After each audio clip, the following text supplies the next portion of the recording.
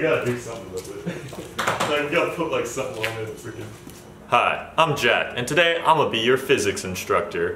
As you can see here, we're gonna have a live demonstration of starting out with ping pong balls and see what happens when they meet mass inertia and or acceleration. I may or may not know what I'm talking about. But all that matters is that you guys will see in a second, as I hit the trunk release, we will begin maximum velocity.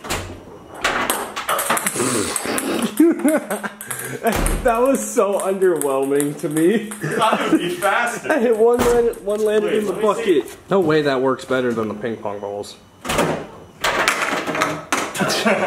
Come on.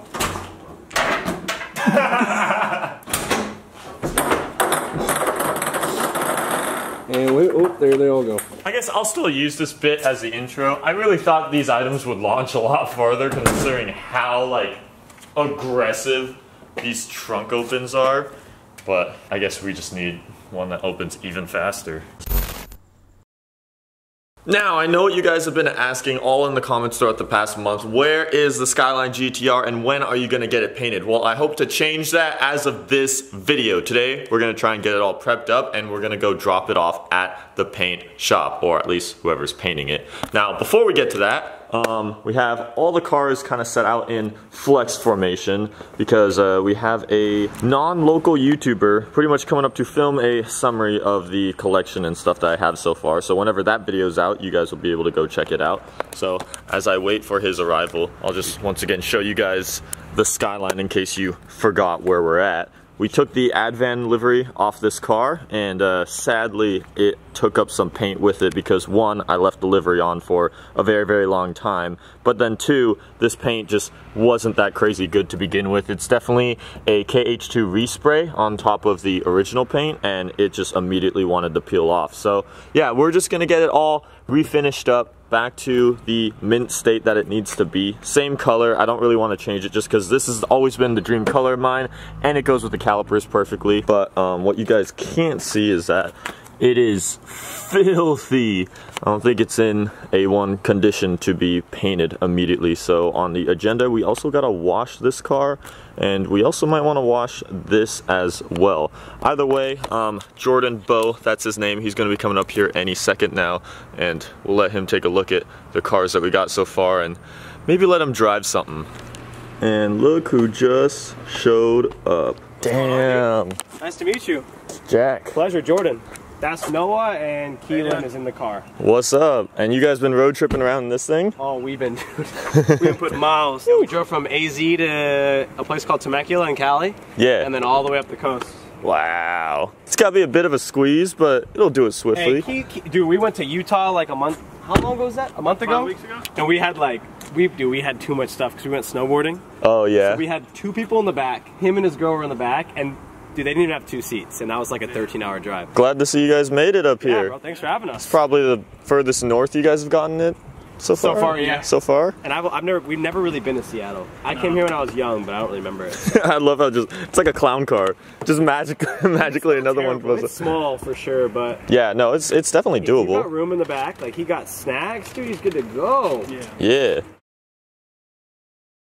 So since Jordan is a Audi man himself with his lovely RS3 ski box over there, I'm gonna let him take this thing for a spin. I'm gonna crash it, okay? How many R8s have you driven? Well, I had one. That's right, that's true. And I've driven a lot of these gens. Yeah. Never driven the new gen. Yeah, the facelift on stuff. Yeah. I mean, it's no different. And then we're gonna go hop in this and go take these boys to the car wash, get them cleaned. Well, make sure we're in first.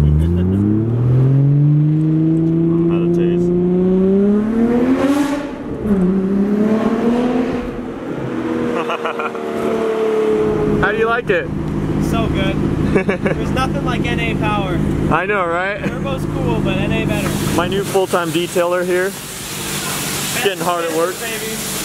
Oh yeah. It's gonna cost you though. Oh boy. Make sure to get in all the nooks and crannies, you know? Oh, of course. Yeah. No problem,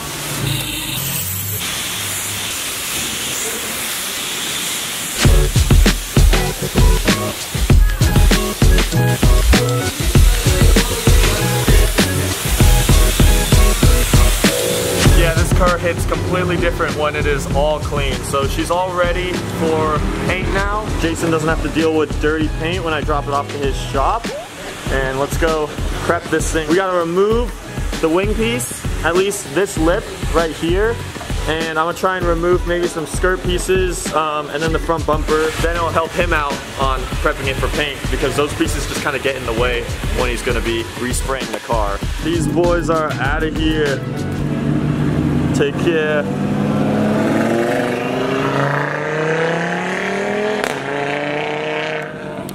God. RS3s are so freaking underrated. For like half the price of that, you get more than half the car. That's all I'm saying. R32 teardown begins now.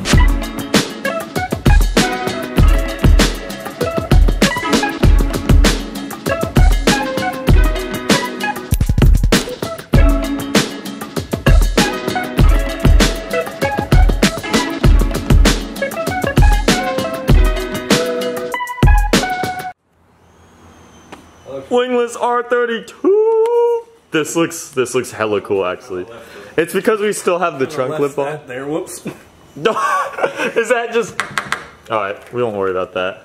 If you've ever wanted to see the infamous Skyline wingless edition, this is what we got here. I mean, it still looks good because yeah, it still has a trunk lip. You know what it looks like with like those wheels? This looks way more American muscle. Like it just gives off that vibe a lot more to me. It really looks like a muscle car. Cause it's just got those big hips, those wheels, no wing. Who needs front bumpers on their Nissans? Because for me, I say none of them need front bumpers. Wait for it, wait for it, wait for it. Absolutely none of them. It's just a standard protocol in Nissan ownership. You gotta make sure your bumper is easy to take off because it's bound to come off at a certain point. There's just 3 of them all in this garage alone. There's 4. Oh, that's true. Started a bumper garage sale. With enough heat, anything It really wasn't even will unstick itself. What in the world? Dude, there's a whole freaking like natural forest under here. There was water. Oh my gosh. That's nutty. That just shows it was probably only held on by this side, and then this side was just like they had a gap. No, this wasn't even. There was no like. There was nothing here. Then I wonder what it was held on. This was the only thing being held on by. It's weird because it clearly had a gap. Otherwise, these little freaking helicopter thingies. I don't know how they got in there. It just looks like a GTS. It just looks so like skinny and dinky.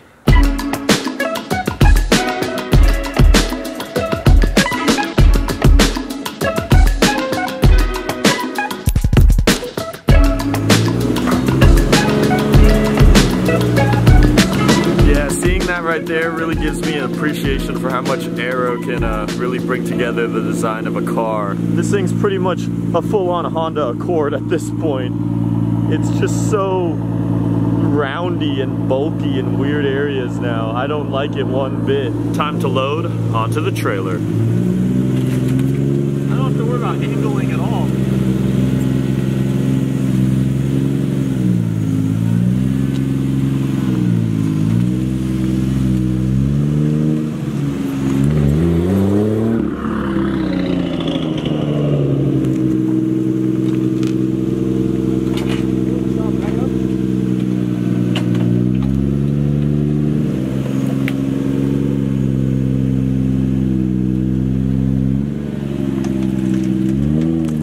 On gray. This is the first time we've had a different car up on this trailer. This won't be the last time you'll see this car on the trailer. You will see it later this month on here when it's completely all refreshed, redone, and we'll be taking it somewhere really fun. But dude, this looks hot.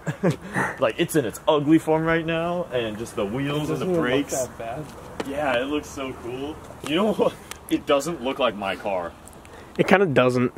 Like, dude, I'm looking at this. This does not look like my car at all. Because one, like, I'm used to seeing an Advan livery, and then two, it's got no aero. So, like, it just literally looks like I'm trailering someone else's Skyline. All right, strap time.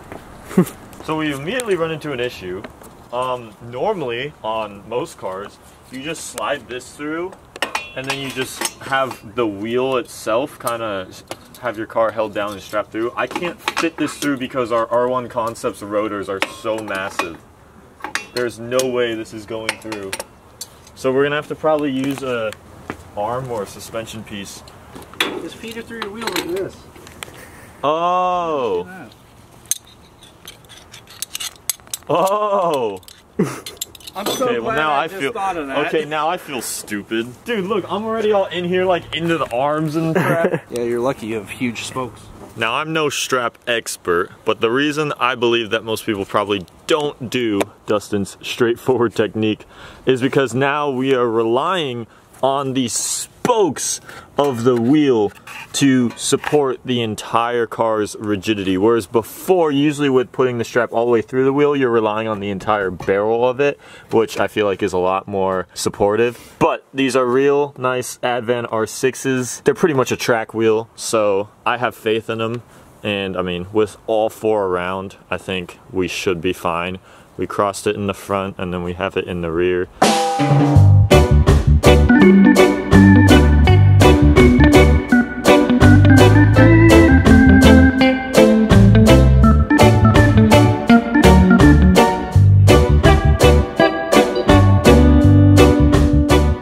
Skyline is dropped off here at the home of Screet's Garage.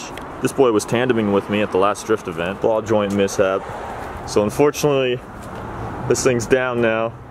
But we got the Skyline in here. We got good company. We got an R32 looking freaking stellar as ever. I was just telling him that I used to have a freaking setup that was very similar to what he's got now. He's got the Stancy Boy stretch tires, everything. Like, dude, I'll look back on photos of my car when it looked like that and I'll be like, I'll miss it every time. I'll be like, damn.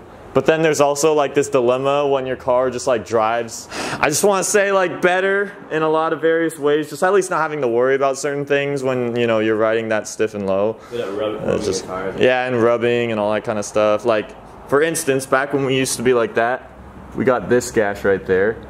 And anything else exterior wise that was kind of flawed, Jason, he's gonna fix it up. Yes, sir. He's gonna be the man. So yeah, we got all the bumpers, everything else all set up, so.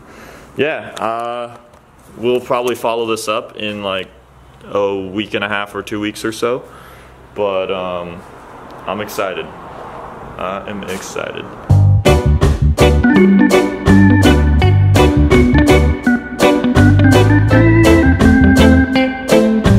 Just hear me out, alright?